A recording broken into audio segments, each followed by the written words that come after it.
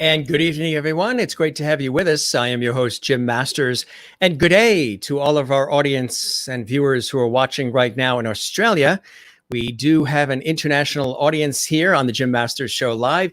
It's a pleasure to welcome you today. It is the start of a new week. And also, it's an exciting week because this is week number 9. That's right. This is the 9th week that we have done this broadcast series.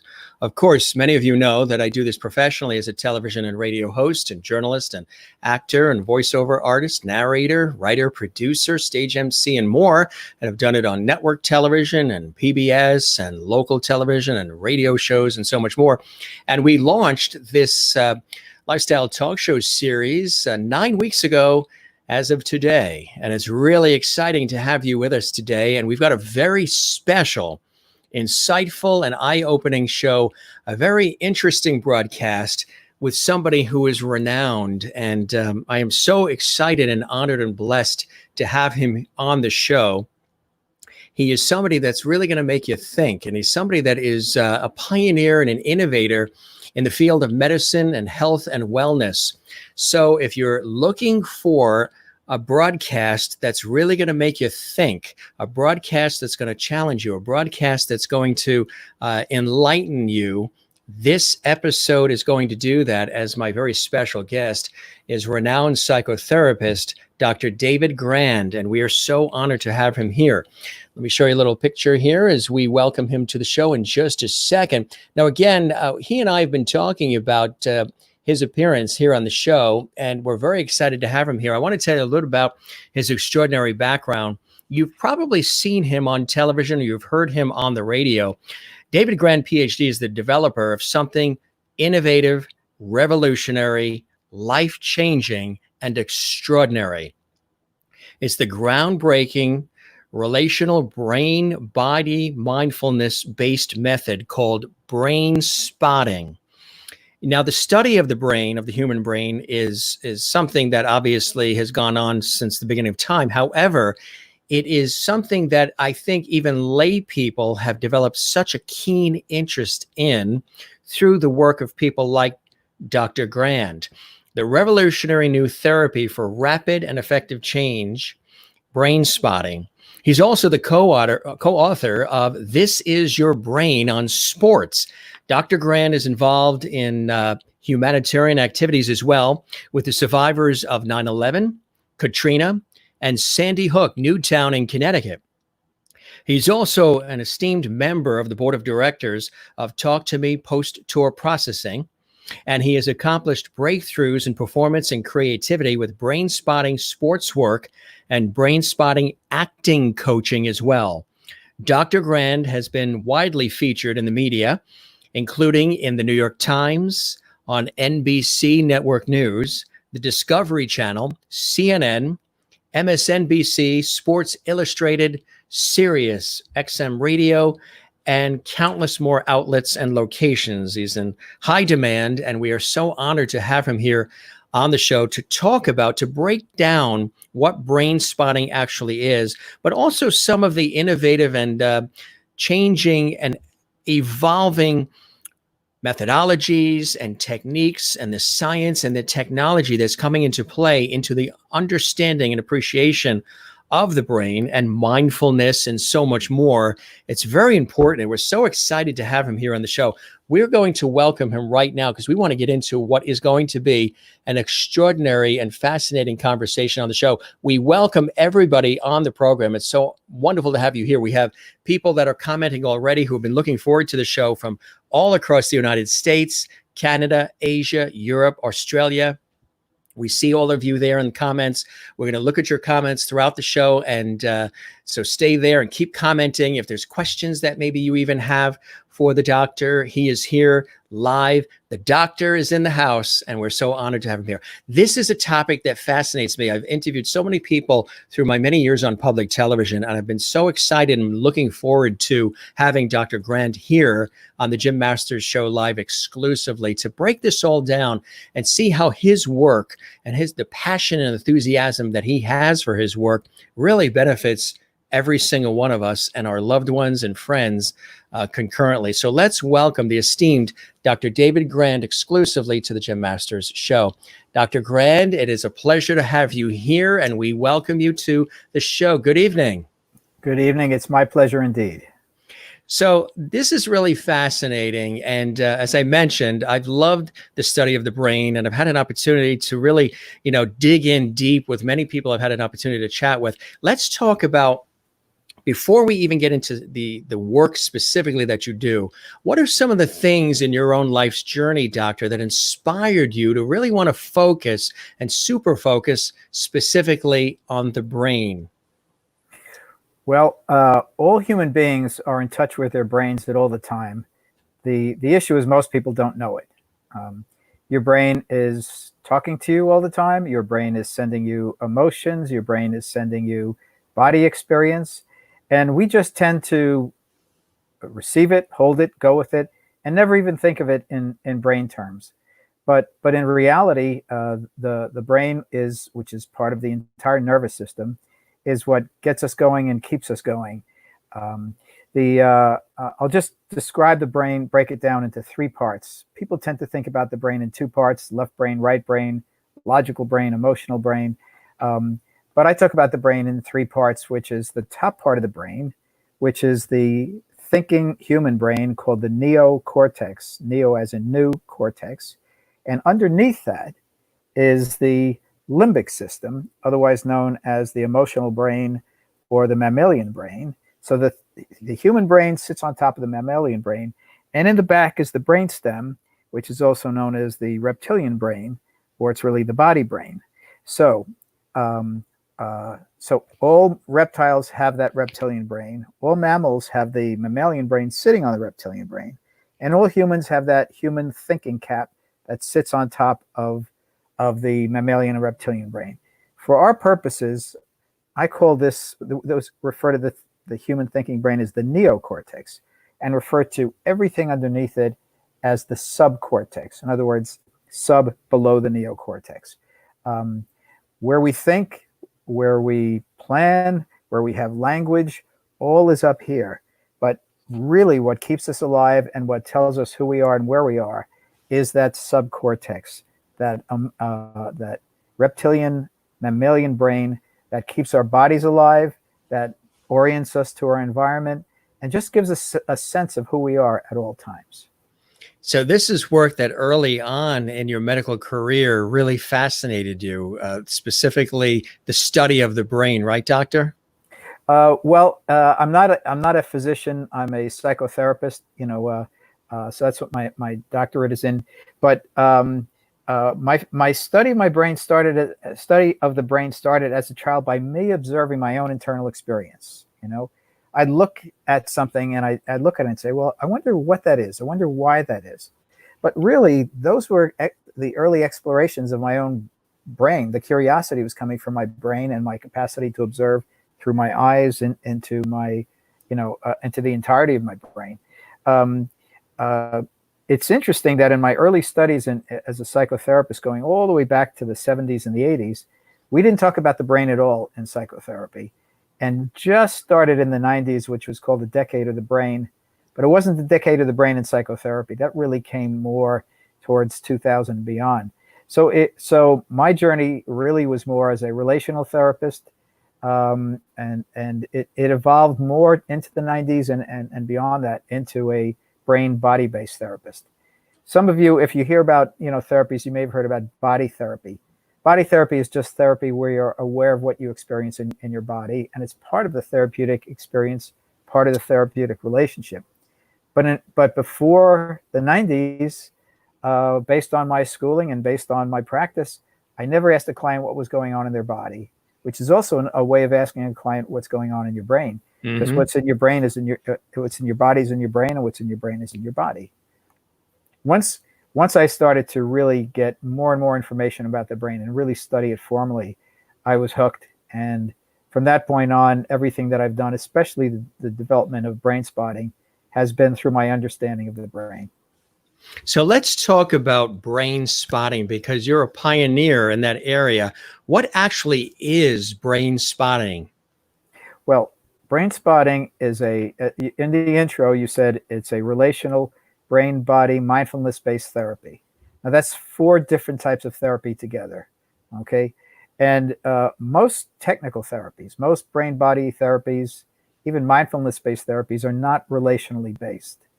Because I'm originally a relational therapist, everything that I learned about the brain and the body and mindfulness, I incorporated into the relational therapy. But to simplify, and Brainspotting is really quite complex, to simplify, I observed that where you look affects how you feel. And that may sound odd, or it may sound even simple.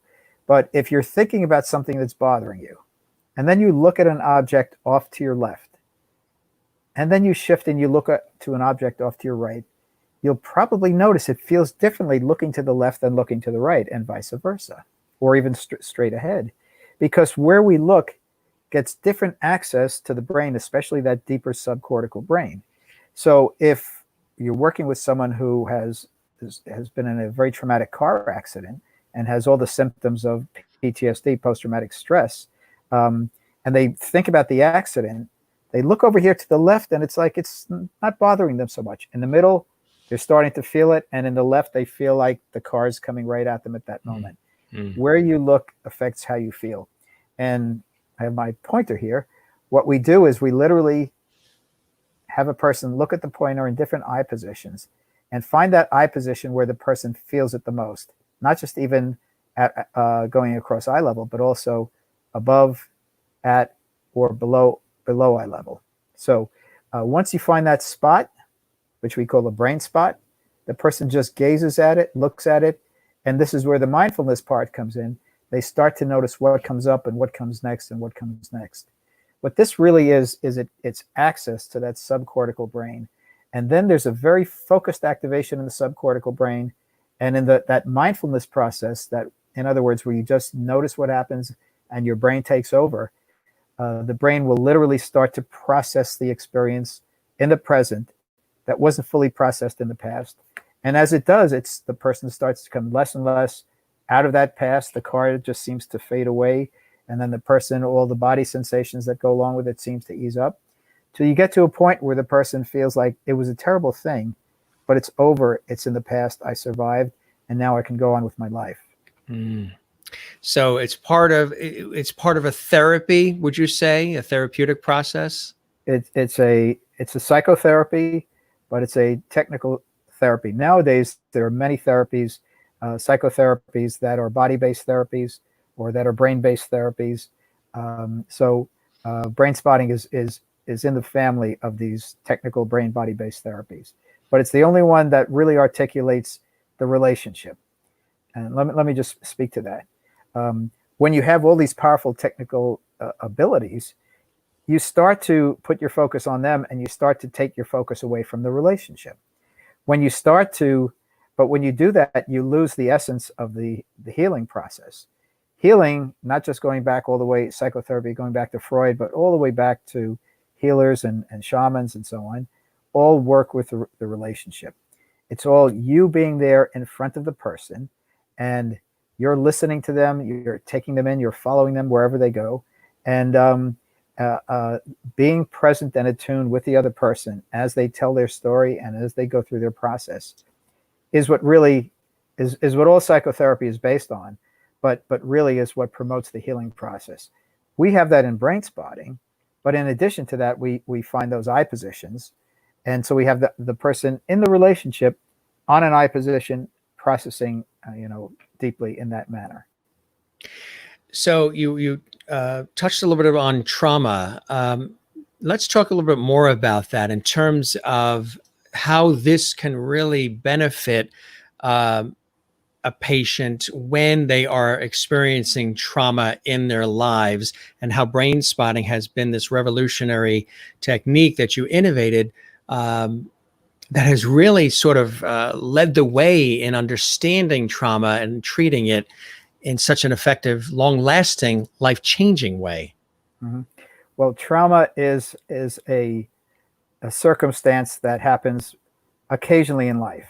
It actually starts in childhood. No one escapes traumatic experiences. And They happen to us throughout our lives in childhood, adolescence, and adulthood. Some are much more discreet and obvious, and some are more subtle.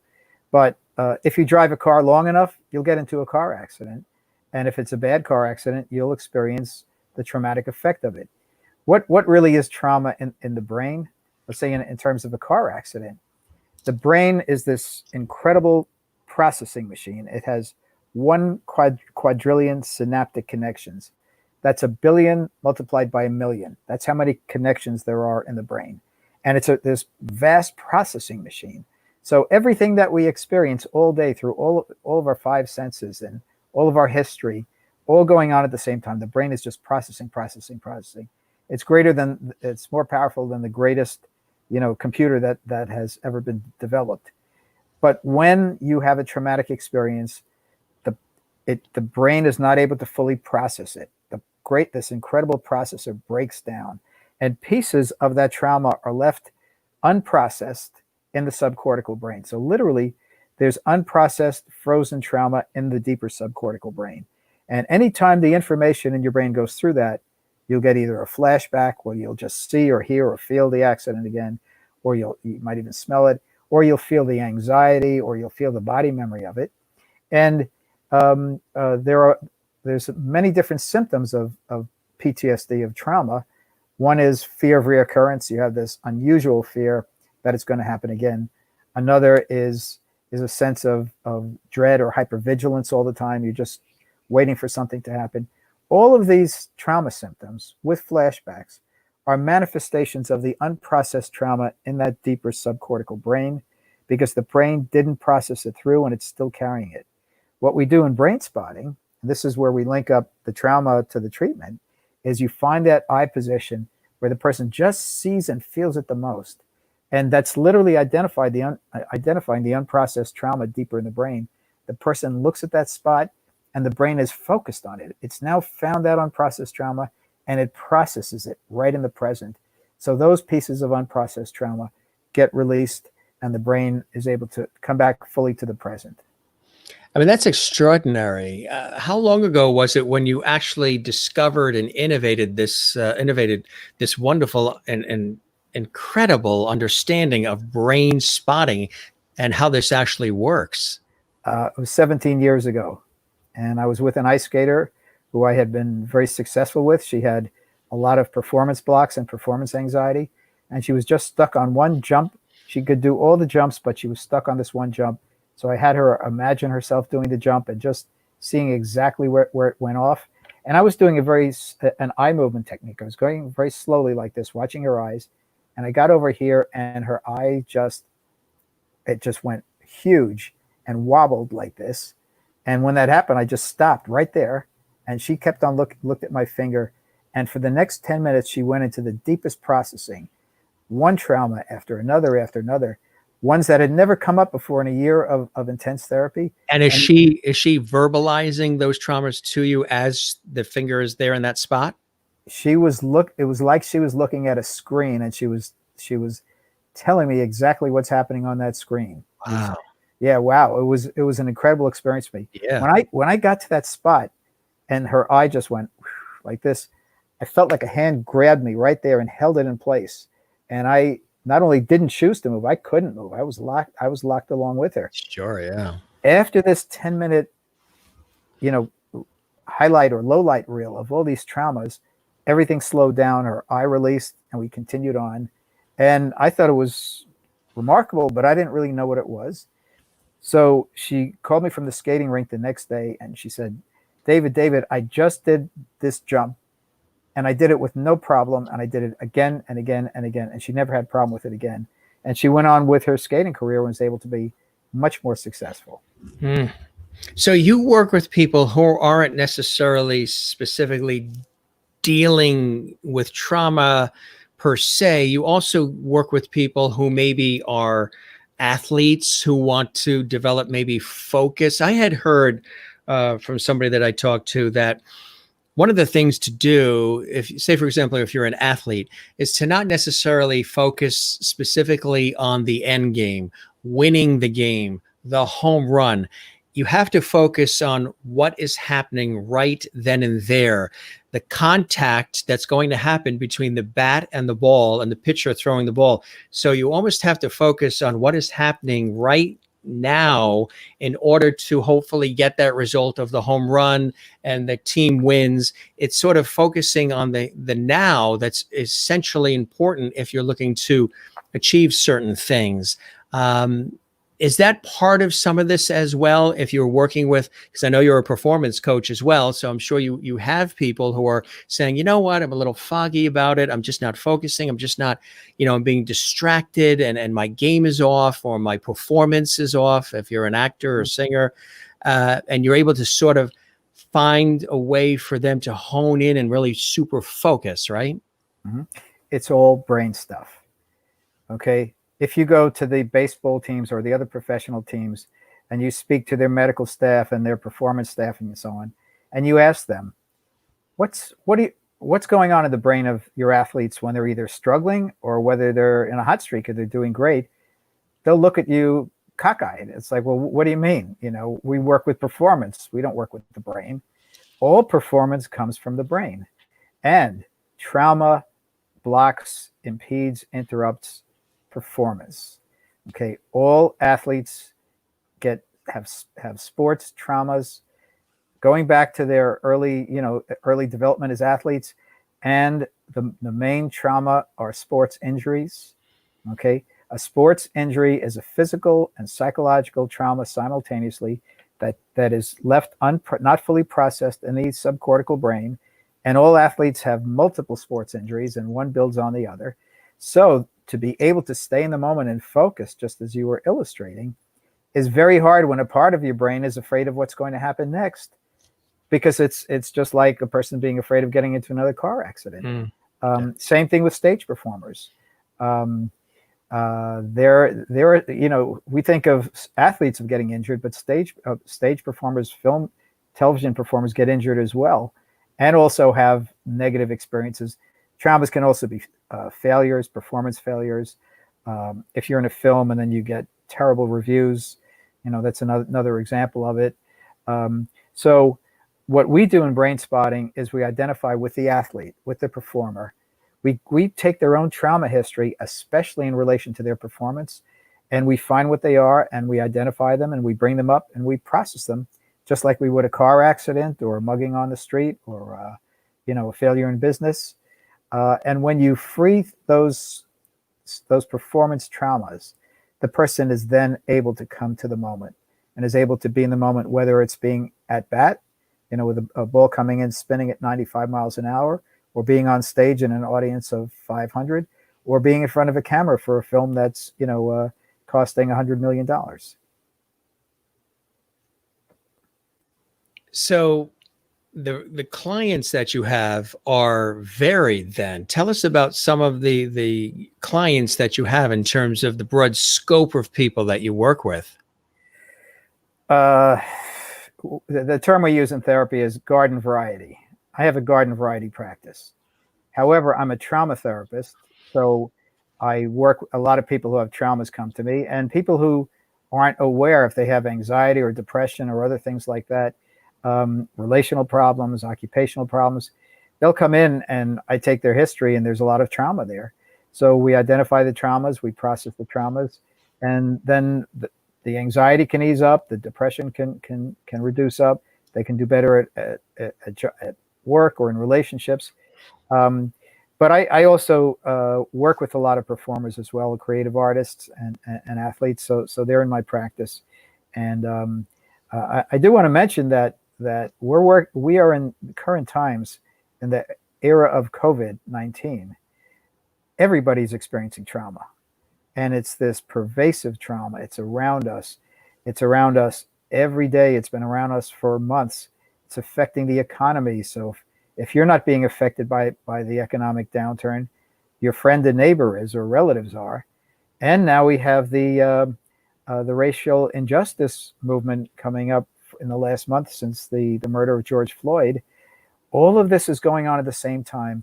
And what's happening for you, Jim, and for me, and for all of our listeners, is that life as we knew it changed. Yeah. 4 months ago. And so, but it's not like this single event trauma. It's this drip, drip, drip of traumas that are going on. And every day something new happens.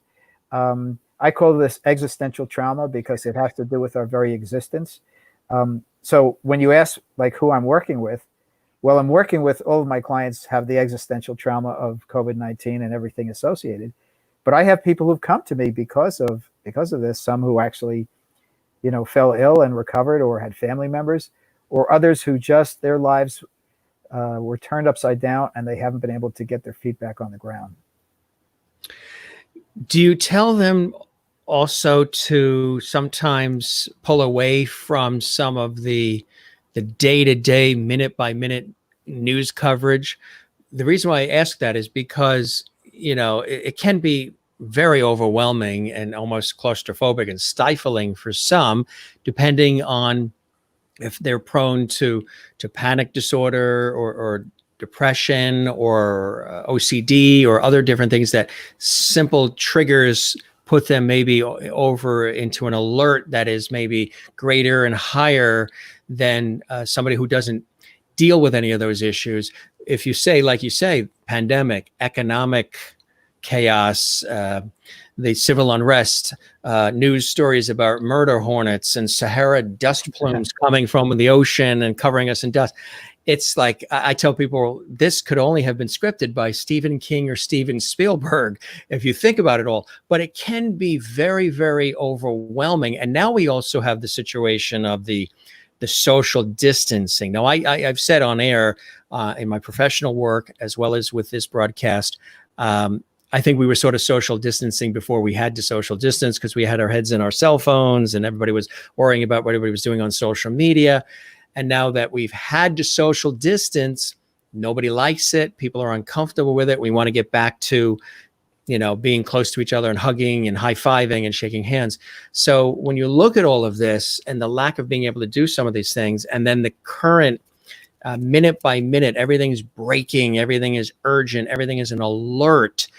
It can take anybody and throw them into an alert status, including those who already sort of are on that teeter-totter of being alert status already, right?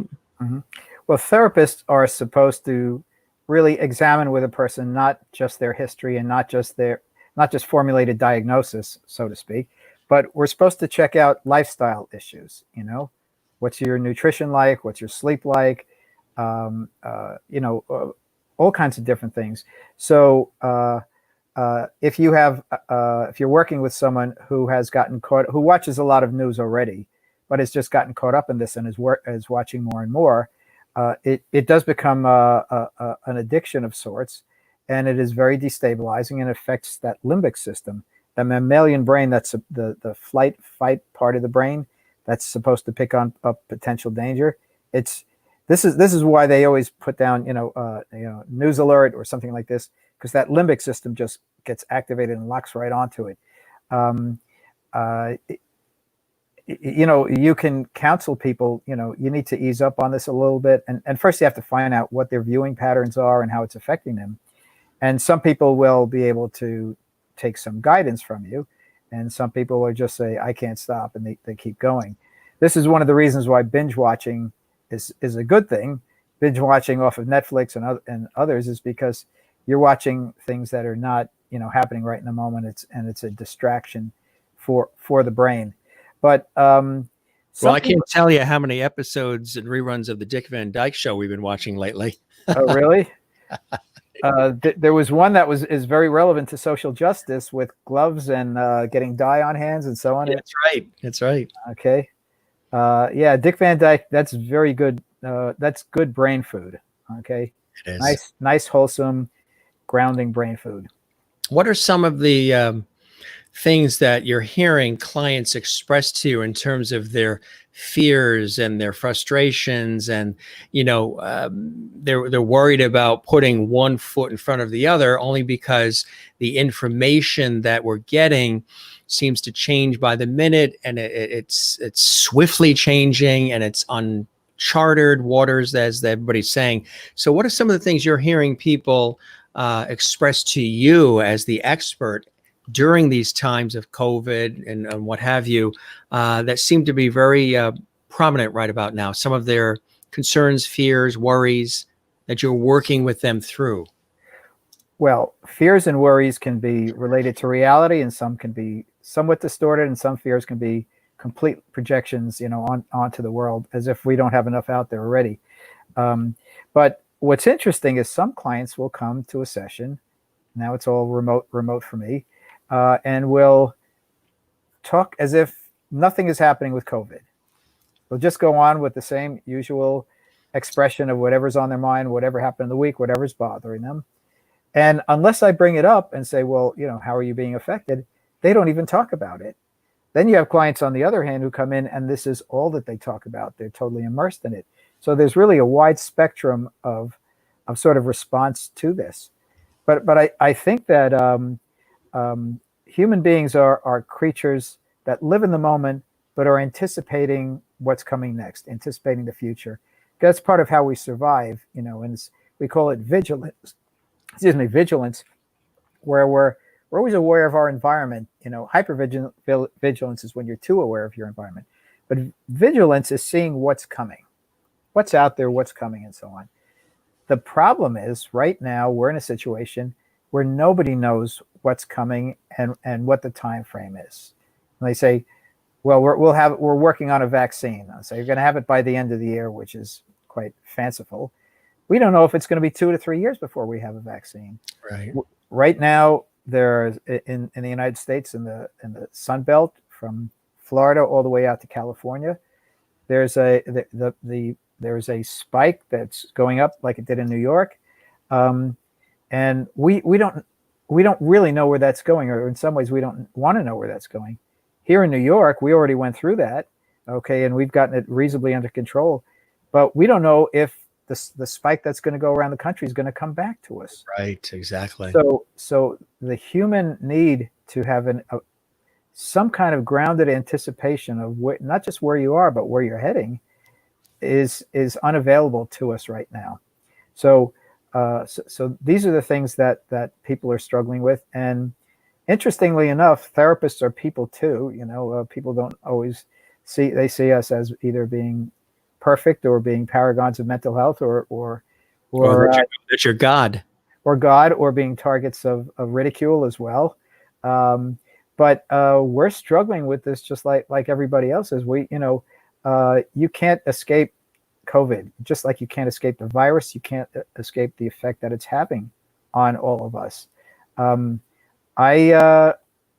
days a week, I drive from Long Island to Manhattan. In the rush hour, it's a 2-hour drive and so on.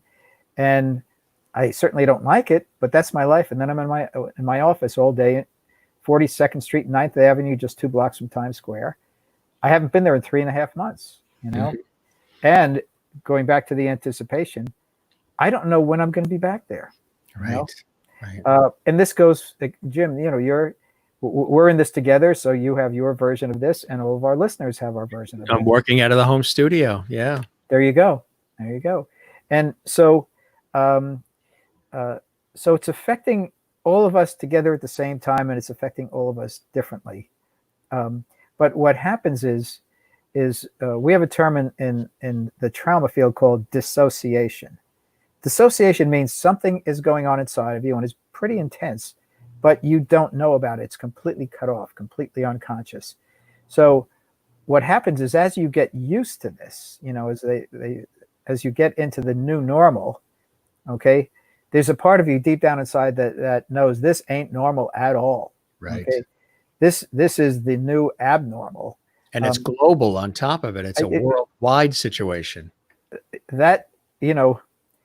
That's both horrifying and in some ways is fascinating.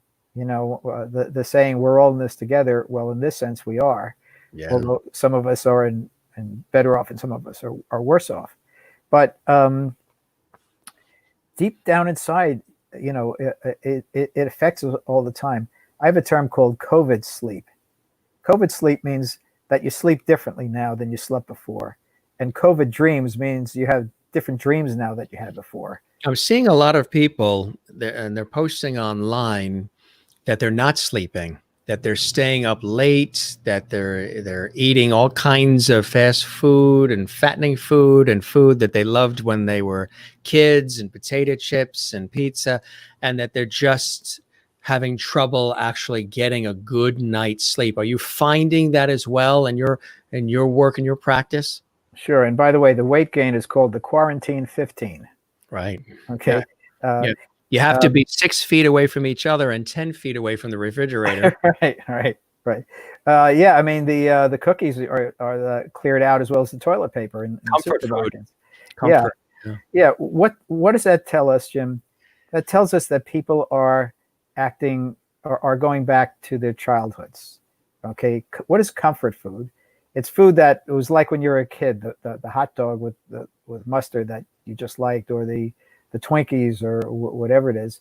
And so because everybody has a young side to them, and in the trauma dissociation field, we call it parts. Everybody has young parts, not just an inner child, but young parts.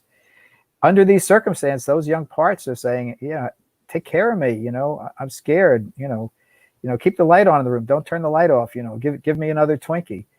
So that's part of what is going on for us, and people don't really recognize it as it's happening. That's part of why we call it dissociation. Mm-hmm. Yeah. So that can be therapy as well. That can be comforting as well, right? You wouldn't tell people, don't go to the comfort food. Don't go. I mean, obviously you want to overindulge, because then you get into health concerns. But if it's providing a sense of routine, of normalcy, like for example, I often post on my Facebook pages and at Jim Masters TV and the YouTube channel where we do this show, things called Masters Mantras. I've been doing this for years, and they're positive, they're inspiring, they're empowering. But every once in a while, I'll do an on location situation with a phone or camera, and it'll be a sunset, or it'll be a rose garden, or it'll be the coast, whatever it is or the sun, coming up. It's something that I share with people to comfort and ease, to remind us that the earth is still spinning on its axis. The sun will come up and go down. The birds will still chirp. The ocean tide will come in and out. There are still, as crazy and scary and unpredictable all of this is, and foreign in many ways to all of us, stuff that you read about maybe in history books from hundreds of years ago, that there are still wonderful, incredible things outside our door that are constants. And whenever I post those things and share those things, I get so much feedback and response of people thanking, and people saying it inspired me. And that little tiny thing of seeing that rose garden just reminded me that things are still here and available and free and living in nature. And I think it's very important to do that. And I've always been compelled to do that. And because it helps me through all of it, as well as it does, hopefully, those who are seeing that. That's important to remind ourselves of some of those constants in life through the darkest of times, right? Yes. And as you're identifying, the best constant is nature. The pictures you're showing that people find comfort in and are grounded by are nature. That's why part of the problem is when you're sheltering in place and you're staying inside, you don't have the same chance to go out into nature. But any opportunity that you do is highly therapeutic. So certainly seeing these things on, in a video sense or in pictures is important, but getting yourself out there. And it's the full sensory experience that really feeds the brain and feeds the body in the ways you're talking about, because it's what we see, it's what we hear, it's what we smell, even what we taste, and what our bodies feel also when we're out in the natural environment. I talked earlier about the reptilian brain and the mammalian brain, with the human brain sitting on top of it. Well, that reptilian brain and that mammalian brain needs nature as much as reptiles do and mammals do. And that human brain on top needs to receive that natural flow that comes up from the deeper brain that we get when we're out in nature, when we're moving, when we're interacting with other people, even if it's 6 feet away with a mask on. The natural is what carries us forth, and you couldn't be more on target about that.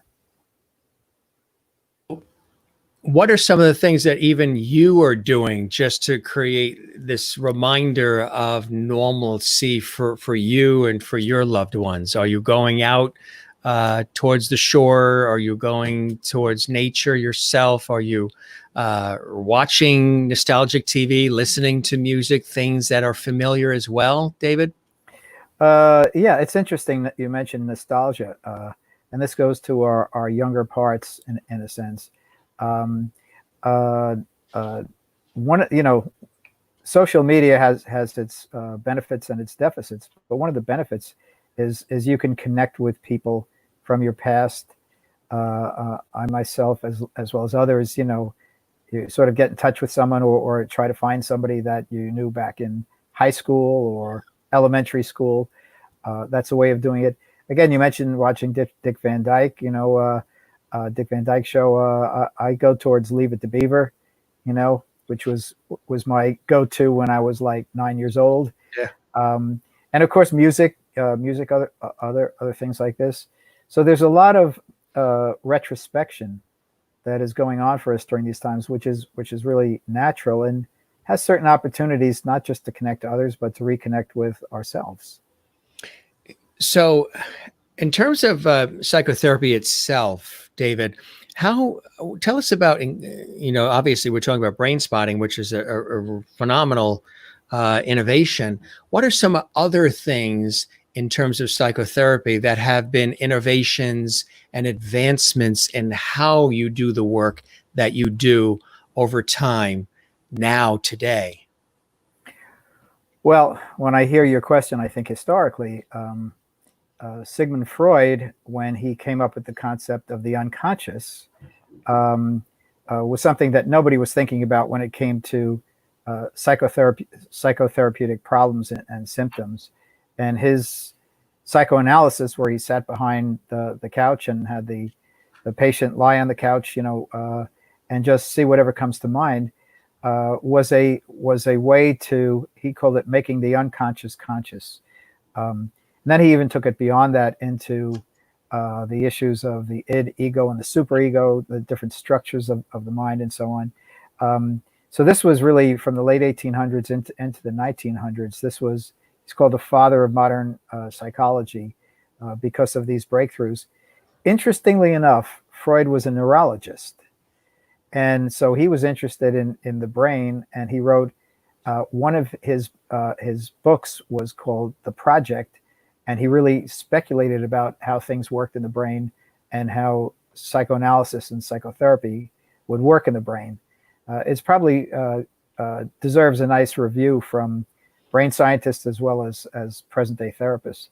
But it really evolved beyond that. And then he had many of his disciples, from Jung, who went into the collective unconscious and went off in different directions. But the psychotherapy really made a jump from the 60s to the 70s to the 80s, because we started to become more interested in deeper aspects of the relationship, especially having to do with the body and body processes. And then again, I said into the 90s and beyond that, into understanding how the brain is part of what we do. The way I practiced 30 years ago, and I was already a therapist for more than 10 years. If I was doing that now, I wouldn't be getting the results that I'm getting now. I get the results now because I'm able to both be present in the relationship, but I'm also able to get access to the subcortical brain below the neocortex. There's no language, there's no thought down there, so you can't get there through talk therapy. You can only get there through body awareness and in brain spotting, through the visual field. Gets us that access to the subcortical brain. Again, talk therapy can't do it. Relational therapy alone can't do it. You need to get direct access to the brain, and fortunately, we can do that now. But I want to add, we have, as far as we've come, I say we've only scratched the surface, and because things develop so fast, so exponentially, in 10 to 20 years, we're going to be able to do all kinds of things with mental health issues that we can't do now, and some of which we haven't even dreamed of doing now. We have some wonderful comments that are coming in here, David. I just wanted to share some of them with you here. Avril Britton is watching right now in the United Kingdom. She waited up for this episode to join us. So we welcome Avril once again. She's an avid fan. We reach a worldwide audience here every night. We're live every single night, 7 p.m. Eastern with the show. And this is a really fascinating and eye-opening broadcast here, and we welcome Avril, who is learning along with us. Christine Fairwood, who is in Connecticut, is wishing everybody well, and Merlin Freilberg in Inner Kip, Ontario, Canada, is saying hello to everybody, and Mary Ryan in Trumbull, Connecticut as well. Ernestine Webb, who's in North Carolina. Hope the day is going well for everybody, and Sharon DeMaria is wishing everybody well. It's always nice. See, even like things like this, David, are very important. And I'm a very interactive person and communal, and I feed off the energy of others and give it back tenfold. And as a host in television and radio personality, I really love bringing in the viewers because I know that they've invested their time in watching and in absorbing what we're talking about, whether it's entertainment sometimes, whether it's incredibly deep conversations and important conversations like this. And to see their reactions, I think, is very important. Love to hear about the studies on the human brain. Our mutual dear friend, June Rachelson Aspa, is letting us know she is here. We love her. And Ernestine's very interesting conversation. Anne in SoCal, Southern California, says good afternoon. And Isigari, who is in Barcelona, Spain, is saying salute to all of us as well. Now, Christine Fairwood, and again, if you guys have any questions, feel free to throw one in. Let me just jump in real fast. Christine says, let me just say, Jim, every place that people have just said they're from, we have brain spotting therapists there. We have done trainings there around the entire world. So I just want all your listeners to know that. Is there a website? How do they find out more anyway, if they wanted to learn more about it? Brainspotting.com. Perfect. Brainspotting.com. Christine Fairwood, who's in Connecticut, says, had PTSD once from being on a trauma team, could not drive for a month. It was a terrible time. Is that something that happens where when you're on a trauma team, sometimes you react in ways where she was actually not able to drive for like a month and it was a terrible experience for her? I don't know whether Christine is a trauma therapist or an EMT or whatever. But, I know from the work I've done with 9/11 in Newtown and Katrina that the exposure, the secondary exposure, it either comes up slowly and builds up or just hits you like a frying pan. So I'll just quickly say this story. The first time I went to Newtown, Sandy Hook, and I did a weekend of sessions there, I went to get on the highway. And instead of getting on the highway, the interstate going west, I got it going east. Mm-hmm. And I was on it for an hour, driving an hour east towards Boston instead of New York. I-84. I-84, you got it. Before I realized that, that's how dissociated I was. Right. So that was a manifestation of trauma. But Christine, what she's talking about is normal and natural. We say trauma is the natural response to totally unnatural circumstances. And both brain spotting and other trauma therapies, Christine could get help from it, that really in a few sessions, she could get a lot of benefit in trauma clearing. There's also this mind over matter that we talk about so much. And Margie Inman is a wonderful, regular, faithful, very interactive viewer. She's in Vancouver, Washington, and she's expressed this about how this nightly show that I do with all these different guests and all these different segments, and every show is something different, has really helped her to forget actually the health issues that she is severely struggling with. And she's expressing that having this conversation tonight, David, is doing the same for her. Hi, David. Thank you for your insights and understanding of our brain. Coming on Jim's show helped me take focus off my health issues through him and the guests. That is really important. Like you're saying, taking sometimes the focus off of, not neglecting it or forgetting about, tending to the things we need to tend to, but sometimes we need that mental relief, however it is, so we can breathe and we can do decision making clearly, and we can just smile and be happy and live, right? Mm-hmm. Well, distraction can be a good thing. We usually think about distraction in a negative way, but for Margie, anything, just like this show tonight and every night when you listen to Jim, distracts you. The information, instead of going down the traumatic pathways in the brain, is forced to go down other pathways. And when it goes down those other pathways, you actually feel better because you're not going down the same grooved, pain pathways or emotional pain pathways. So that's why we're talking about nature, getting outside, even watching television shows. Whatever distracts you and absorbs you changes the way your brain is functioning and helps you to feel better then. And you can't do too much of that. Right. I would say with me, yeah, the comfort food definitely does it. There's nothing like a nice plate of mashed potatoes and things like that. And then watching some of the nostalgic shows that are comedic, that make you laugh because you're releasing those feel-good endorphins, those hormones, and then music, and then nature. All the things we're talking about really, for me, really do center me. My go-to place is the ocean.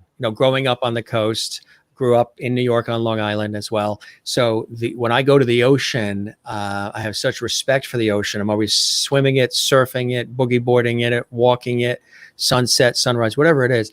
For me, the ocean is just bigger than me, and I like it being bigger than me. And I use it as a way to just create balance and harmony and a sense of comfort.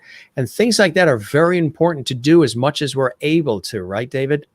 Yes, the ocean is a full sensory immersion experience. Even if you don't go in the water, but especially if you go in the water,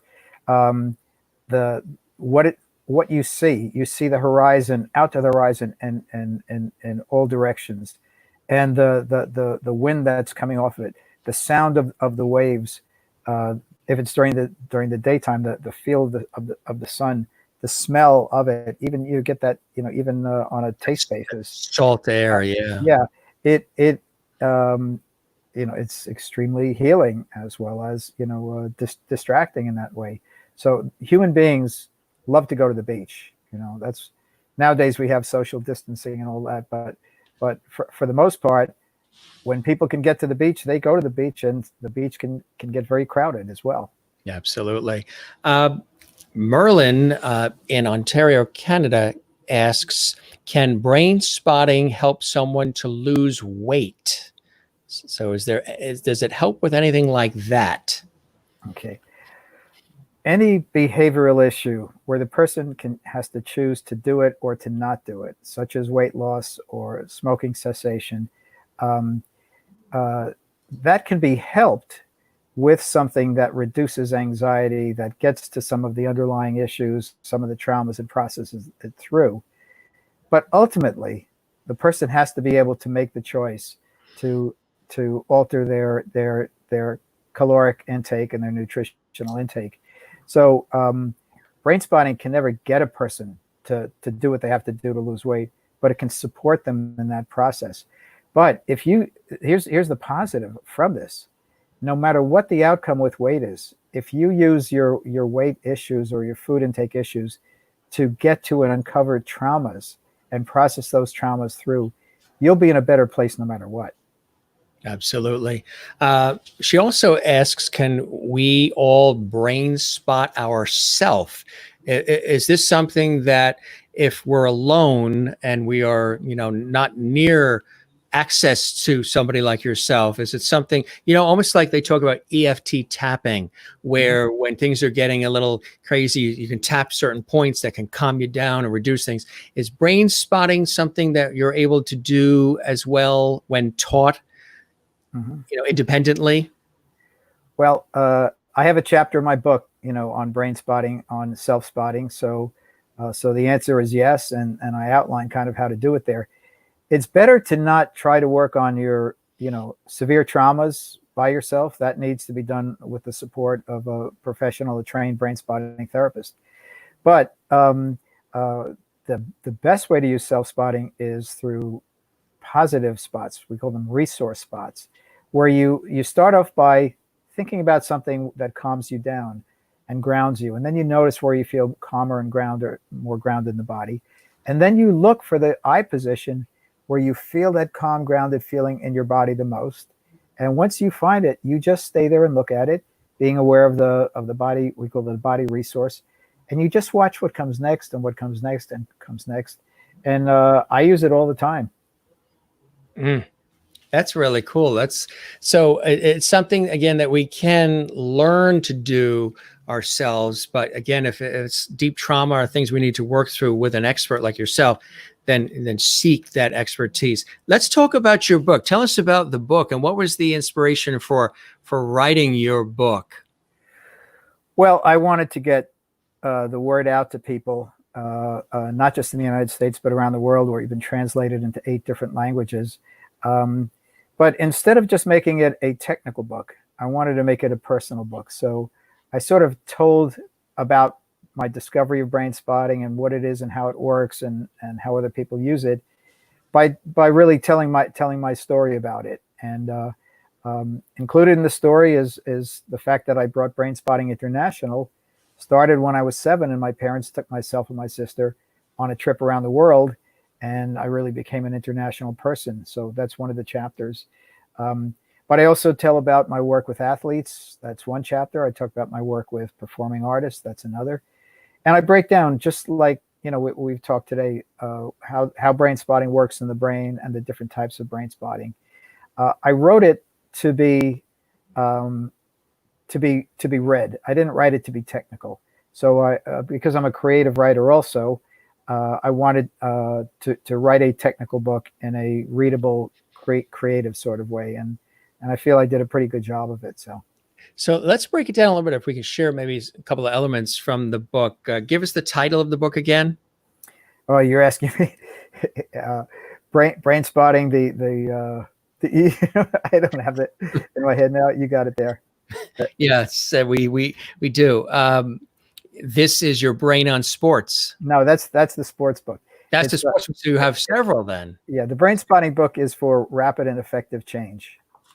So let's talk about the sports element, if we can break that down. So if somebody is an athlete, maybe they play tennis, they play golf, they're baseball or whatever they do. Tell us about how that particular book, especially the one that's focused on sports, how that really helps them, and some of the incredible progress that you have seen with your clients as a result of following some of those steps and advice you have in the book. Well, the first chapter is about professional baseball catcher Mackey Sasser, who played on the Mets. He was a catcher, and he lost the ability to throw the ball back to the pitcher. A simple mechanical sort of thing that for a lot of catchers becomes a problem. It's called the yips. The yips is when you lose the ability to do a basic function in sports. And when I met him and I worked with him with brain spotting, it was well after his career was done, but he was the coach of a college team, Wallace Community College in Alabama, and he couldn't throw batting practice. So we worked with him and went through probably 15 different traumas that he had in his life, personally, injuries, family issues, as well as things that happened when he was also, a adolescent athlete in the professionals. And by clearing all these traumas through, he said he felt like a 50-pound weight had been lifted off his back. And he went back to the college and he could throw batting practice, no problem, even when people were watching him. So that's really, it's a great story. And it's also, they did an ESPN 30 for 30 documentary on it. It's about 15 minutes, called Fields of Fear. So if you Google that, you can find that as well. But basically, I came up with a concept in the term sports traumas. And sports traumas are things that happen to athletes, professional athletes, elite athletes, but also weekend warriors that are there in us. And just like a trauma interrupts our capacity to do things in life, a sports trauma interrupts our capacity to do things on the field or on the court. So we find them, we find these sports traumas, we take a history, and then we process them just like any other trauma until it's something that becomes It's in the past. It's over. I can go on. And what happens is the natural mechanical abilities, the natural fluid abilities just come back, and that inhibition, that pulling back, just gently goes away. For some people, it happens really quickly. They have so much there that it takes quite a while to process, all of it through. But I work with, I can't use the names for confidentiality's sake, but I've worked with many professional athletes and Olympic athletes. I find it very fascinating work and very dynamic work, and to be able to watch them on television and say, hey, I had a little something to do with that. Well, like you say, you work with performers as well. And tell us how it works for, I'm going to take some notes, for performers, for people who are out there and they have to turn on the juice and they have to, deal with the butterflies they have, and they're striving for perfection and excellence. And there's time constraints, like in my industry, in television and radio and everything that we do, and news and entertainment and all. Everything, you want it to look good, sound good, present it a certain way, and have people captivated and motivated, and all these different elements. And then you got lighting and setting and all these things that are happening all at the same time that all have to gel perfectly. So tell us about some of the performance aspect in terms of the creative arts that you work with too, because I find that really fascinating as much as I do you working with the sports world as well, David. Mm-hmm. Well, I have a saying, perfectionists fail 100% of the time, okay? Because perfection is not human, it's not possible. So part of this is helping people to just accept themselves and be comfortable with themselves, and to do what you can in the moment, and to not try to do anything else, to not try to get ahead of yourself, to not try to do more, but to just do and be what you can right in that moment. But I'll give you a real specific thing. You mentioned acting coaching that I do. What we do is we help actors to find what we call the character spot. That's the spot where the actor feels the character the most. And then the actor will look at that spot. And as they look at that spot, they'll start to process, but they're going to start to process not as themselves, but as the character. All of a sudden, the character who lives in the subcortical brain starts to come out, and the actor starts to have memories, but they're not the actor's memories. They're the character's memories that are getting created right in the moment, and they're feeling them emotionally in the body. And by doing this, I've prepared many actors for auditions, for major auditions, or for roles, on stage or in front of the camera. That character spot they take with them, and anytime they want to bring up the character, they just look at that spot and they start to process, and it starts to come out. I do this with singers as well, to find the spot that really goes to the essence of the song, what it is for them. And you don't think it, you just kind of feel it. When you feel it, you find it, you just look there and gaze and just process, and it just takes you deeper into it. As far as just performance anxiety goes, there is a tremendous amount of projection that goes on, which is that your fears or your negative thoughts about yourself, without knowing it, you project out onto the audience, whether it's live people or whether you're, the camera that you're talking into. And then you start to react to this. Well, in Brainspotting, we break that cycle of the projection and the reintrojection of that performance anxiety, so that the person is able to sort of just kind of come into the moment and to be themselves. You're very experienced in the industry, Jim. So when you are in that on position, you've been there so many times before that you just know what it's like. Mm-hmm. And you allow yourself to just be yourself and go and do from there. So people who are less experienced will need some help in being able to just recognize, not just thinking wise, but emotionally, that the best they can be is themselves in the moment, Exactly. And when you try, it comes across and it just doesn't feel natural. But when you trust yourself, and this is where you need to clear through the traumas that get in the way of self-trust. When you trust yourself, and then you have a positive experience or a good enough experience, and then you're there again and again, you sort of learn what it feels like. I've worked with actors, stage actors, who've been doing it for decades, and you see them rehearsing and they're kind of mumbling and this and that, and you say, well, then they go up there and they just take over. It's because they know their process.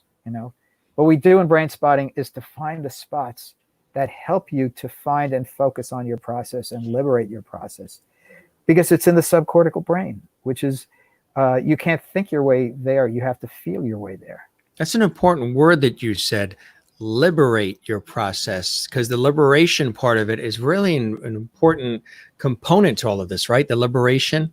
Mm-hmm. Absolutely. That's what healing is about.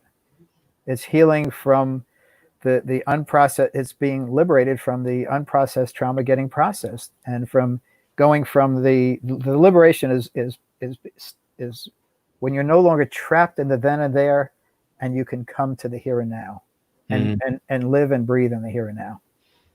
It's really amazing, like you say, because a lot of times you see it, and I see it on set, and I've probably experienced it as well, that a lot of your nerves, your worry, your attention to detail, and everything that you're doing in preparation for the performance can be crazy and chaotic and edgy and all these different things. And then the minute the person's on stage, or the television light comes on, or the radio microphone is live, or you're out in public, speaking or singing or performing or hosting, for me as well, something extraordinary takes over that is calming and effortless, and it's like a blood supply. It's just like flowing and flowing, and people are like, how come you seem so calm and easy and effervescent and carefree and everything, even though maybe beforehand you were working hard to make sure everything was as it should be and in place and everything's going to be right and do all the things you got to do to prepare. But then the minute you are thrust out there and you have to make magic, as opposed, and it doesn't always happen for everybody. And like you say, I guess time and wisdom and years doing it, sometimes people freeze and they run off the stage or they run off set or whatever it is. But if you can get past that and you work through that with somebody like you get to the point where it's like, you hate when they even say it's over. You're like, wait a minute, the crew is packing up, the cameras are going off. No, I'm just getting warmed up. And it's really cool when you get to that point. It's an automatic flow that happens. And there are some people who say, and I've interviewed several people, like there was a performer the other night, a singer and an actor, who said he's actually more comfortable with who he is on stage than when he's off stage. Have you heard that too? Of course. I mean, it's we call it your persona. He has his stage persona, and when he's there, he's calm and grounded and integrated and so on, and not so easy to be that in the rest of your life. But I want to comment on what you're saying. You had said earlier that the athlete, the baseball player, can't be thinking ahead. They can't be thinking about hitting a home run. They can't be thinking about winning the game. They can only be in the moment. Well, you're talking about the same thing when it comes to what you do, and really what I do, especially when I teach a training, and what many other people do, is you are in the moment. And you're not thinking ahead. You're not trying ahead. You're just being in the moment. And what is the flow? The flow is the information coming up from the subcortex, from the reptilian brain and mammalian brain. And your thinking neocortex just catches it, and it keeps flowing, and you keep catching it. It just keeps going. And what you're doing is at least pretty good, if not the best you can do. And when you're in that state, you're even curious what's going to come to you, which, when that's the state you're in, will people find that interesting and compelling. I've been in so many scenarios, David, where people have thrown me out when there's chaos happening on set, especially in television, where sets are falling down and tapes are jammed in machines, and somebody doesn't show up, and they say, Jim, please, just you'll make it look good. You'll make it look like it was all on purpose. You'll make it look like everything's calm and everything was supposed to happen this way. Just go out there, do something, and say something. And it's funny because I love those times, which is really strange because I'm not somebody who loves surprises. I don't like pressure, and I don't like chaos. However, under those conditions, I work extraordinarily well. I've been in situations where it's an emergency situation where somebody's ill, or I've been in a studio where everything is on fire and they throw me out there, turn the light and camera on, go do something. And I'm the adrenaline of having to piece everything together, and everybody is sort of depending on you to make things happen, sort of turns on the adrenaline to the point where all that chaos and all that pressure and all that surprise element is washed away, because I'm doing everything I can to eliminate it by doing whatever it is I'm doing in the moment. So I shut off all the rest of myself to tend to what we have to get done right here and now, which I find really fascinating when you sort of study yourself, how I do that. Somebody who doesn't like surprises, doesn't really necessarily like chaos and pressure, yet I'm always dependent on, as the guy that people depend on to help them through the chaos and the pressure and the surprises. And I'm always terrific during them, even though I try all day long to prevent chaos and surprise and pressure and everything. I try to prevent it. But at the same time, when I'm in it, I'm like a rock. I'm like, I get it done and everything's good and we're calm. And what's that about? Well, first of all, there's no substitute for good preparation. Okay. A pro always prepares themselves so that they're ready for what is supposed to happen. But when you're really well prepared, you're also ready for things that don't happen. Okay. If you're not well prepared, you're starting on shaky ground. But the issue is that in this context, Jim, you trust yourself. Okay. It is the self-trust that you have. And it, some of it is just our personality, but it's really born of experience, that by being in these situations over and over again and seeing that you'll figure it out, you trust yourself that you'll somehow figure it out. That self-trust, aligns your subcortex and your neocortex and your brain and your body, and just allows you to just kind of flow from it. What does it mean that you trust yourself? You trust what comes up and out. Okay. You trust what is there, and you trust what emerges.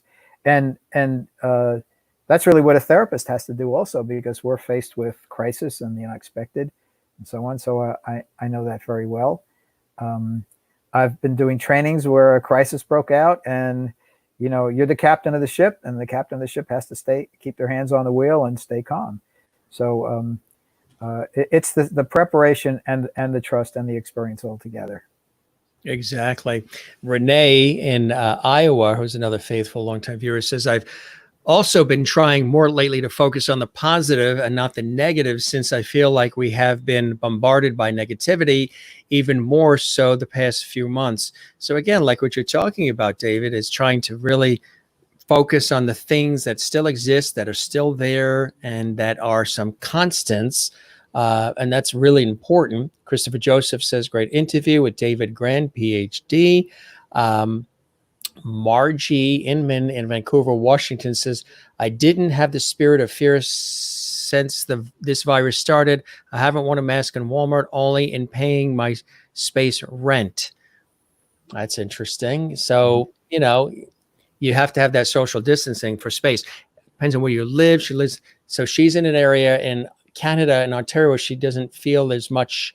Maybe it's not like an urban city environment where there is the pressures of every day. Mm-hmm. Christine Fairwood says, my faith and trust in God, his perfect love, casts out fear. So that is something beautiful to look towards. There is still normal aspects of our life, and that's what we need to focus on, right? Mm-hmm. Marianne Kelly says, sensory experiences help for grounding, especially now. She's in New Jersey. She is a life coach. She's an intuitive. She's a really amazing person. But that's too, sensory experiences help for grounding, especially now as well. Wouldn't you say, David? Absolutely. There's a lot of wisdom in your listeners. Yeah, we got a good crowd here. Let's see. We also have Anne in Southern California says, perfect time for this interview. Very informative. And Very informative topic on the brain. Ernestine in North Carolina.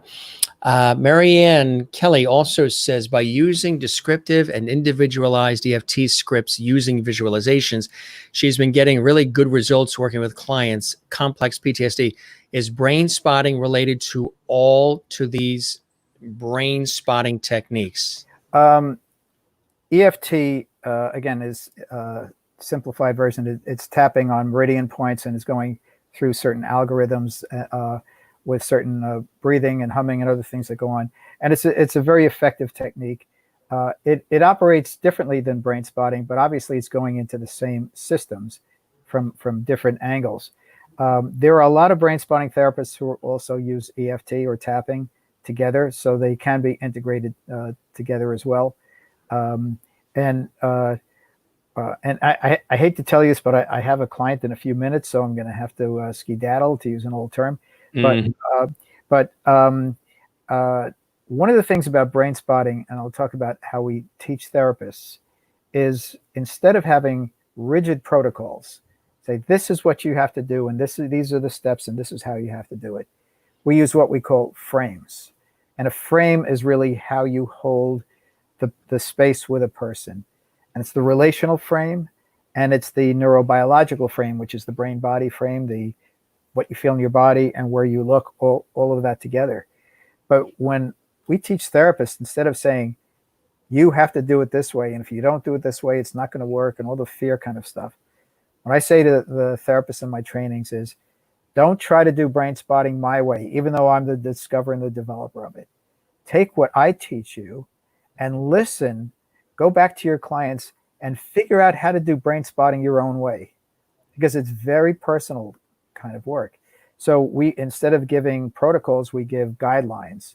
Instead of having the setup, for a protocol, we have the setup of the frame. So it's a much more open, creative, model that liberates the therapist to be able to be who they can be with the client, instead of the therapist having to worry about having to go through these different steps and being afraid of missing a step, when they should be, all of their attention should be going to the client there.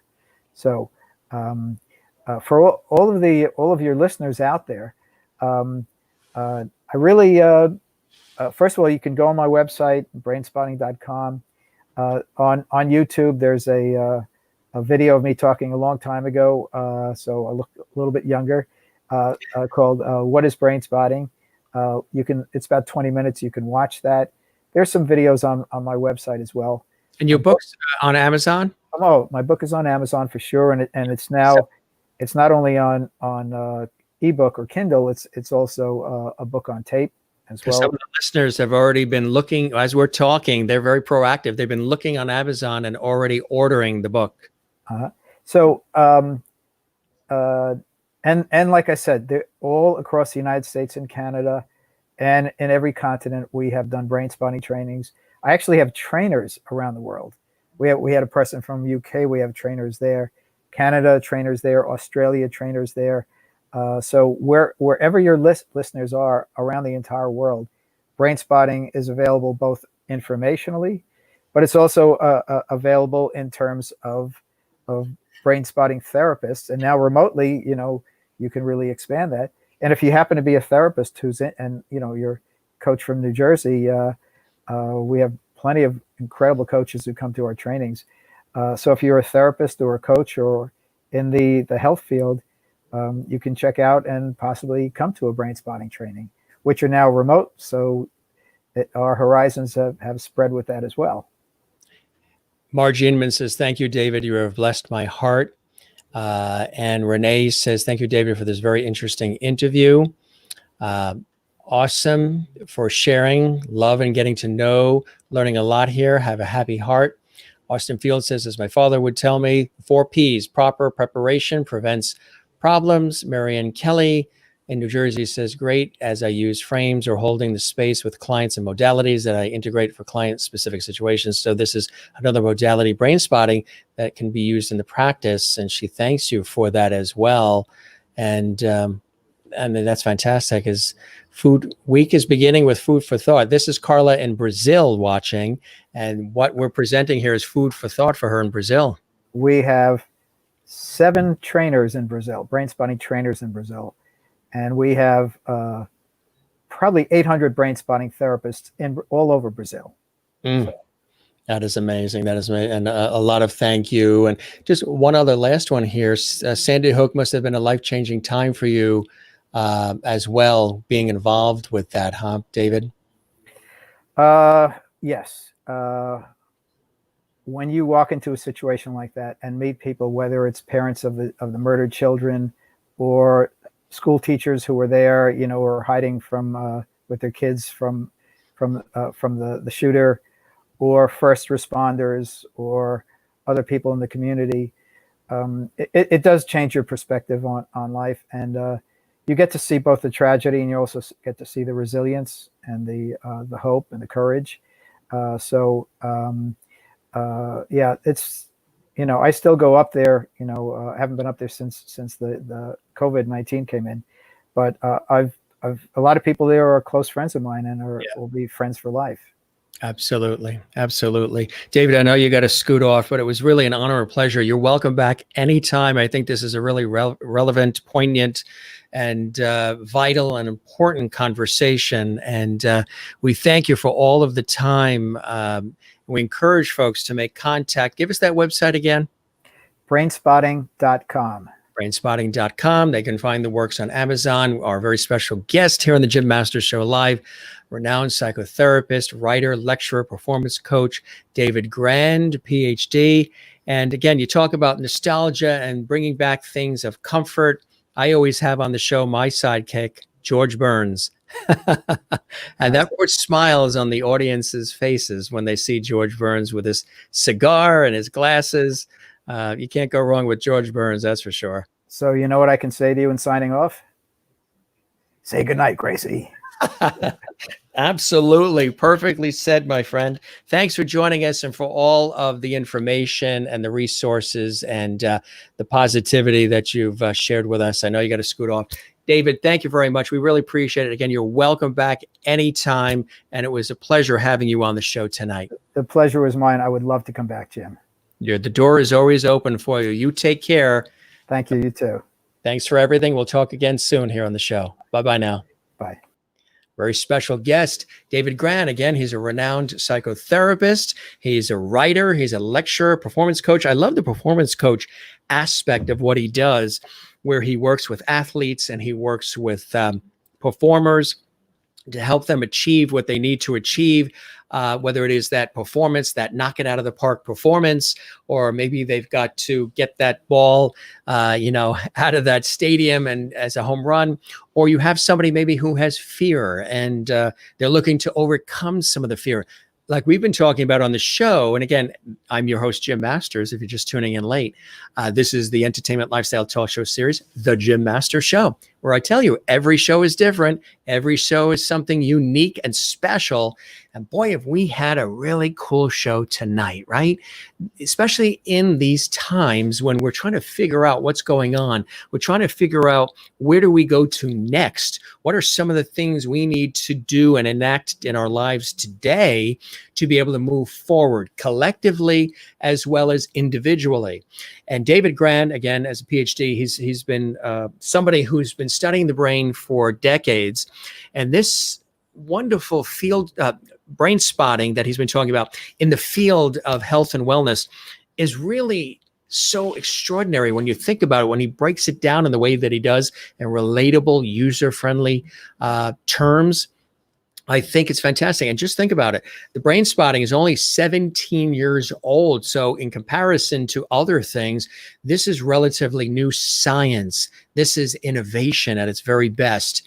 And he's somebody that is the actual pioneer, the person who has discovered and he's been the innovator of brain spotting, which when you think about it, just the different things that he was showing about how we react and how we sort of zone in on certain things and how can it actually help us in our lives. Happier, more satisfied, more fulfilled, more productive, help with anxiety and depression, help overcome lots of fears of what's really going on, and then fears that sometimes we self-impose, especially like what we're dealing with lately, where it's fear of the unknown. there's so much, you turn on the news and every day there's something different. There's something breaking news all the time. Even I, who work in the media industry, sometimes have to turn it off. And I'm surprised I say that, but again, sometimes even I get overwhelmed when everything is always breaking. I need a breath. So I watch the Dick Van Dyke Show. We go to the ocean. We do those videos that you like when we're on location or on the coast, or where we are with family and friends, and we have the mashed potatoes, and we bring in the George Burns, the Genie, the Silver, the Jimmy. We do what we can to, get through life and remember the constants and to smile. And hopefully this show, which is really a unique program, puts those feelings in your life, the positivity, hopefully the information and the education that we deliver on this broadcast, as much as the fun and the levity. As we say, the show is about light, levity, love, and lovity. And when you get a chance to really take care of yourself, as much as taking care of those around you, and spending time on yourself in the way that David Grand was talking about today, it can be extraordinary, because that energy, that confidence, that resilience, that happiness, that contentment that you return to, maybe that you lost, maybe you had, but then life came at you hard and you lost that flame, you lost that energy, that passion, that exuberance you had for waking up every day. Maybe that just went by the wayside, and now all this stuff piled on us sometimes just makes it harder to rekindle that flame of enjoying and celebrating life. So some of these techniques, some of these offerings that we've shared with you here on the Jim Masters Show Live, hopefully you'll be able to think about and apply in your own life. And of course, learn more about Brainspotting by going to brainspotting.com. The books are available on Amazon as well. And I just think having guests like David Grand, and tomorrow night we have Lionel Ketchian, who's the international founder of the Happiness Club. That's going to be, he's all excited. I've known him for years. Met him at public television. That's going to be a really cool conversation. Again, these conversations are things we need, not just during pandemics and economic and civil unrest and everything else, and murder hornets and Sahara dust plumes and whatever else 2020 throws at us, or any year throws at us. These are practical things that we can apply to our lives right here and right now. So this is a show that I encourage you to share this show with your family, your friends, your colleagues, people maybe that are struggling right now, this particular episode or any of the episodes, even when we have light and levity and fun, and I wear the hat and we have the disco ball, all that cool stuff we do. Share these links with your friends and your family. Tell them to go to YouTube, subscribe to the channel, the Jim Masters TV channel at YouTube. Maybe like this page, Facebook at Jim Masters TV. You can find me on Instagram and Twitter at Jim Masters TV, but specifically the Jim Masters Show Live. This is a place that we have built 9 weeks ago as of today. So it's a very important night here. 9 weeks ago, we created this show with many of you here. Many of you have joined us of late, and I personally welcome you to this show. I'm so excited doing the show. Again, I do this work professionally, but then when I created this show, this has been such a hoot. And the feedback, the love, the support, the sharing of the links, the sharing of the posts, the breadth of guests and topics and conversation and levity and so much more that we have is over the moon for me. And I know just from the conversations I've had with many of you offline, as well as online, with the posts daily, the Facebook messages, the sharing of the links, the hosting of the watch parties, being here with us during the live shows has been extraordinary. So it would be great if millions of people were in tune right now with this broadcast, because we're building it, we're tweaking it, we're growing it. It's week number 1, 2, 3, 4, 5, 6, 7, 8, 9. And I know you guys like to see all of your friends. So as we mentioned, we showed David, Constant. You got your George Burns there. I know you love to see George. So that puts a smile on your face, right? And you have your Genie. Genie's here as well. Again, we got to do some of our regular routine that we do here on the Jim Masters Show. Jeannie's in there as well. She has been listening to this conversation. She's going to apply some of those techniques that David was talking about. some of that EFT tapping that Marianne Kelly was talking about as well. Who else do we have here? I know you look for silver. Again, we're talking about constants. We're talking about things that are here, like nightly. I'm here, you're there. That's a constant. Let's make it a constant for years. As long as you're enjoying this show, I will continue to do it here for you. It's a lot of work behind the scenes. I have my professional work that I do, but I love doing this for you guys. So there's your friend Silver. And of course, I know you guys like to see Jimmy. Jimmy is here for you as well. He was enjoying the conversation. He says hello. And again, one of the big things to remember to do is to relax. But before we do that, I want to reiterate, as I always do on every show, because I think it's very important. Again, I might be the star of the show as the host and executive producer of the Jim Masters Show Live. However, you know what I say? You guys are the stars. That's right. You're here. You watch faithfully. You tell your friends and family and colleagues. You share the links. You share the shows. So you guys are the stars. Love you all. We're working a little backwards here, so I'll do that. I know you like the lights, camera, action, so we will say lights, camera, action in reverse. And for Willie, who's hopefully sound asleep now because it's late into the hour there in Holland. These are for Willie for when she watches the replay of this episode on YouTube at Jim Masters TV. I know a lot of you binge watch these episodes, and I love that. I get to see that. I get these updates when people are binge watching the shows and when they're watching live. As we've been talking about tonight, don't forget to relax, to breathe, to love one another, share the good times. Do what you can to put smiles on your face. Not every day is going to be perfect. Not every day is going to be joyful. Not every day is going to be sunny. Today, it was rainy. We had thunderstorms. Then it was sunny. It's kind of like a representation of 2020. 1 minute it was sunny. The next minute it was pouring rain and lightning. Next minute it was sunny again. Next minute it was pouring rain again. So we didn't know if we should go out and play tennis or not, because the minute we would go out with the rackets, it would pour. Then when we go in the house, it was sunny. Then we go outside to play tennis and it would pour again. Welcome to this crazy year. So through it all, relax and breathe and do what you can to love one another and support one another. We've got some more comments coming in, and I'm very interactive. So we'll take those comments coming in. You guys have really been on fire tonight. I've got to tell you, you guys have been extraordinary with these comments coming in. Kathleen's going to watch this again on YouTube. And Margie says, I'm going to have my son and family watch this, also post this to my Facebook, helping us overcome our adversities and adversaries. If you have adversaries as well, it's good to overcome the adversaries as well as the adversities. Absolutely. There's hope in becoming victorious. You are right. Absolutely. Very important. And Austin Field had said that Chuck Knockblock of the Twins and Yankees had the yips when he couldn't throw to first base. And we were talking about the yips. That may be the first time you've ever heard that expression, where sometimes that happens to athletes as well. Kathleen Walker is here. Hello to you as well. And hey, better late than never. It's good to have you with us, Kathleen. We kept the porch light on for you as well.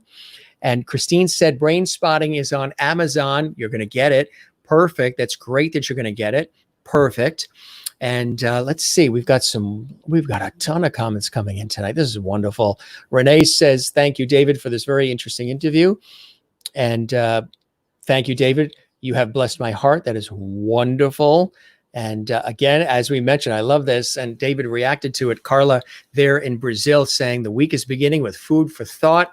Absolutely. And tomorrow night, we have Lionel Ketchian, who is the founder of the Happiness Club, the International Happiness Club, which is a really cool organization. You're going to be in a good mood tomorrow. I'm going to put smiles on your faces with Lionel on our show. And good book to listen to on Audible at the beach or while walking. And again, every night is something different on our show. We work very hard behind the scenes to create all these episodes. We're officially booked with guests all the way till September. It's still the end of June, and we have guests through September. Some really cool people coming on. And again, the nights where we don't have guests, it's you and I, the host and the viewers. And I think that's really important. Such a great segment. Thanks, Mary and Kelly. And I'm glad that David, responded to some of your comments and some of your insight as well, Marianne. And that I think is fantastic. That's what the show is all about, is the interaction and learning something, having fun and learning something at the same time. It's a talk show. Thanks, Jim, for the interesting interview with your guest tonight. It is my pleasure. And that's Ernestine Webb in North Carolina and Carla in Brazil. That's what I'm doing here. Thanks for that. You are very, very welcome for that. It is our pleasure. Good to see you in beautiful Brazil. I love the fact that you're watching in Brazil, Carla. That is dedication, and it's a beautiful thing. Tell all your friends and family in Brazil that we are here on YouTube and Facebook at Jim Masters TV.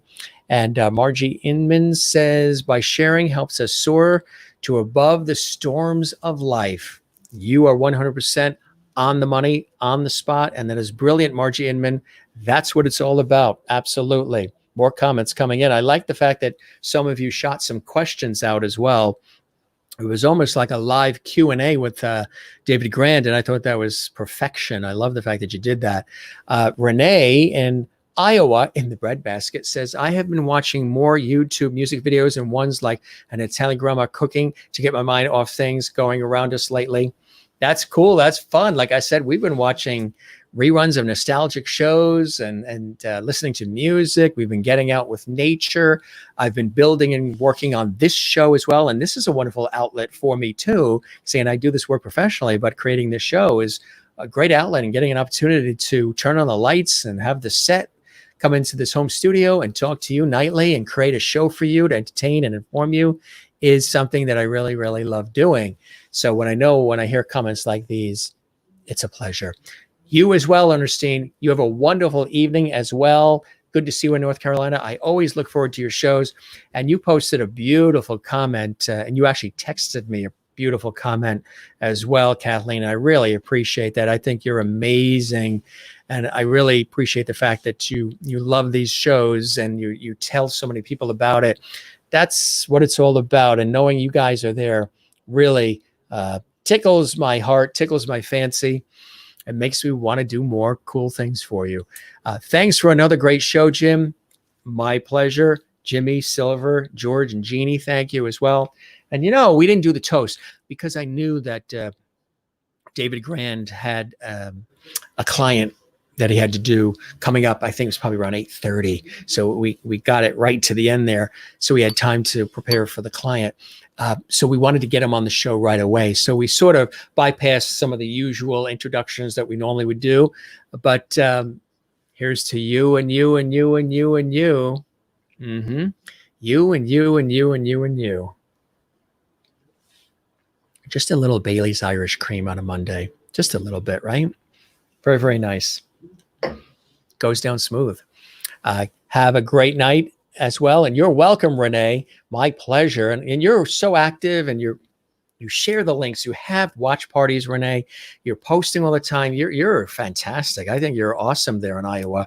You're really a great viewer. All of you. I mean, we have tons of comments there. Kathleen, thank you very much watching in New York City. You as well, Renee in Iowa.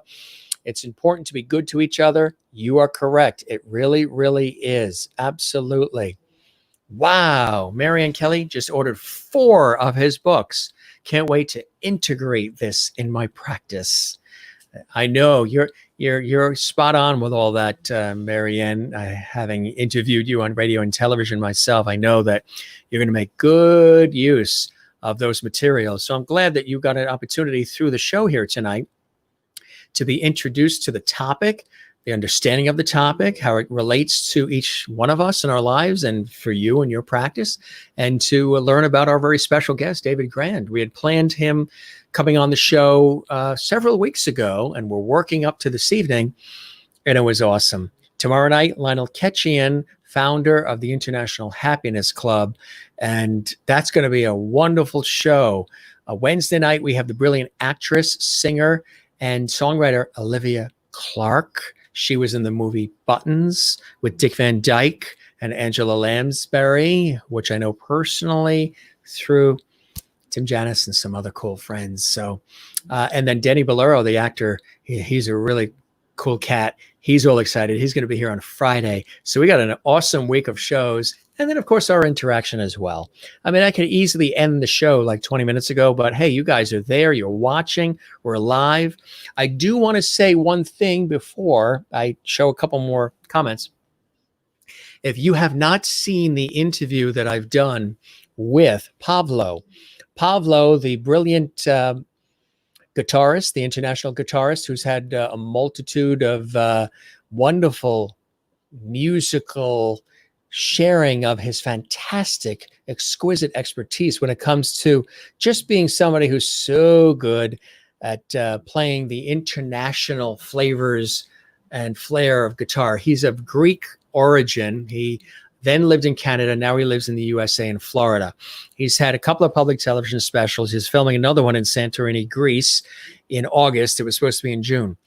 He was a guest exclusively here on the Jim Masters Show live, and it was cool. He was relaxed. He played the guitar for us. We had like a 1 hour, 1.5 hour exclusive conversation. Go back in the archives, look for international recording artist, guitarist, musician Pablo. Look for that interview on our archives at the Jim Masters Show on YouTube and enjoy that really cool interview. He gets into his life. We show samples of him performing in Greece and on his public television specials. He performs live for us as well. And if you're looking for something comforting and soothing and really good music, watch the episode of the Jim Masters Show. Go back in the archives on YouTube at Jim Masters TV. Watch the episode with Pablo. Now, the reason why I say that is because it's his birthday. So all of us here at the Jim Masters Show live want to wish Pablo a very happy birthday today. He's a good friend. I've interviewed him multiple times on public television. We've broken those dishes on TV, which is, I guess, is a Greek tradition. So he brings dishes and we smash them live on public television, which is a riot. So I wish my good friend Pablo a very, very happy birthday and all the very, very best. So I just wanted to get that out, make sure I didn't forget that. Pablo, happy birthday. And again, go back in the archives, watch the interview that Pablo and I did together. Again, I don't call them interviews, I call them conversations. So watch the conversation, listen to the music. He performs live. We get into some really cool topics. It's really a cool interview. I think you enjoyed it if you missed it. So there you go. If you want to see the past episodes of the Jim Masters Show live, just go to YouTube and you get a chance to check it all out. And thanks for sharing all the links as well with your friends and family and everybody else who might enjoy this broadcast. And Jacqueline says, good interview. Good night, all. Thank you very much. Good night to you and yours as well. And Marianne Kelly says, I can use brain spotting with children as this will be an especially helpful modality. You are, pun intended, spot on. You really, really are, because it can absolutely work wonders for children as well, Marianne Kelly. Getting some toasts from Renee. Thank you very much. Getting some love, XX, and clapping from Carla in Brazil. Thank you very much. And a whole host of fabulous people. Again, if you want to watch past episodes of our show, all you have to do is go to the YouTube channel. All the episodes are there, all the great guests, all the fun, the light, the levity, the love is all right there for you. Enjoy. Watch the episode with Pablo. Watch the episode with Kathy Garver, who starred in Family Affair. Remember, she was Sissy with Buffy and Jody, and that's cool. And Paul Green, too, musician and actor Paul Green, and Mairead Nesbitt, and lots of cool folks. And again, thank you very much for sharing the links of the Jim Masters Show live. We are here 7 p.m. Eastern, 4 p.m. Pacific every single night. That's right, every single night. Simulcasting worldwide on YouTube and Facebook at Jim Masters TV. Share the links, have watch parties, tell your friends, and let everybody enjoy what you're enjoying here. Don't keep it a secret. Let's share it with the world. And there's the links there. The YouTube channel is Jim Masters TV, and the fan page is Jim Masters TV on Facebook. And you can find me on Twitter and Instagram as well. You guys are amazing. You guys are the best. And I really thank you so very much for being with us. I hope you got something out of the show. I hope you learned something from this show that you can apply to your own life, maybe even right away. Again, I love having an opportunity. You know, in my professional work, I get a chance to interview a lot of people like a David Grand, as well as people that are in music and television and film and so much more. But when we get a chance to talk about things like this, it's really fascinating, isn't it? Had you ever heard of something called Brainspotting until tonight? Cool stuff, right? So we're going to be back tomorrow night with Lionel Ketchian. Show you a little picture of him. I think I've done it already before, but he's got a big smile and he's got the big tie. And again, he's going to be with us, and he's got the tie has all the happy faces. Again, he is the founder of the International Happiness Club and has multiple books out and a radio program and so much more. And he's really, really amazing. And we appreciate him joining us tomorrow night. That's right. He's going to be with us tomorrow night exclusively here on the show. So I want to show you one more thing before we head out. And here it is. There you go. That's what it's all about, folks. That's what it's all about. If there's a way that you can have that look on your face at least once, twice, 3, 4, 5 times, however many times a day, or maybe put one of those smiles on the faces of others, loved ones and friends, that's what it's all about. So from me to you, Jim Masters, your host here, I give you smiles, light, levity, love, lovity, as we also have dubbed here exclusively at the Jim Masters Show Live. There's something calming, a constant reassuring that you look at that, again, doesn't cost anything. It doesn't cost anything to smile, and it doesn't cost anything to put smiles on the faces of others. So that's my gift to you tonight here on the Jim Masters Show Live. Couple more last minute comments coming in. Smiles coming in from Renee. Good night from Margie. Thank you very much, Margie. We love it. Good interview. Good night, all. Thank you, Jacqueline, for being here. We appreciate you being here as often as you are. That means a lot. Carla in Brazil, everybody. Austin Field. It was a great show. Renee, thank you very much. We really appreciate that. And again, I toast all of you. We're going to sign off. We hope you have a beautiful rest of your evening, or if you're watching in areas where it's morning, good day. You have a wonderful day as well. And as I mentioned, I love the ocean. So that's my go-to place when I'm looking for calm and solace and peace. That is my place, is the ocean, the sun setting. And I love to dive into that ocean, but I also have great respect for the ocean too. I know the ocean is in charge, not me. So I grew up near the ocean, and I just love the ocean. We're going to sign off, everybody. Jim Masters, thanking you for your time this time till next time, which is tomorrow night, 7 p.m. Eastern, 4 p.m. Pacific, live here on the Jim Masters Show. You have a great night. You guys take care. Love you all. We'll see you tomorrow night. Same bat channel right here on YouTube and right here on Facebook. And Ernestine loves the ocean too. So do I. We are kindred spirits. We coastal types, right, Ernestine? Absolutely. You have a good night, everybody. You take care. It was a pleasure. Fabulous show. We'll see you tomorrow night, 7 p.m. Eastern, right here on the Jim Masters Show Live. Take care. Have a great day. Another comment coming in. And got to get those smiles in from Kathleen. I try to fit as many people in as I can, right? All right. Love you all. You're the best. Spread the word. More and more people. The more the merrier. Take care. Love you all. You guys have a good night, which I probably said about 9 times already, but I mean it. Good night. Take care. Love you all. I'm going to see you tomorrow. 7 p.m. Eastern, 4 p.m. Pacific. We're going to get happy. We're going to get our happy on with the founder of the Happiness Club, Lionel Ketchian. Take care. We'll see you again soon. Bye-bye.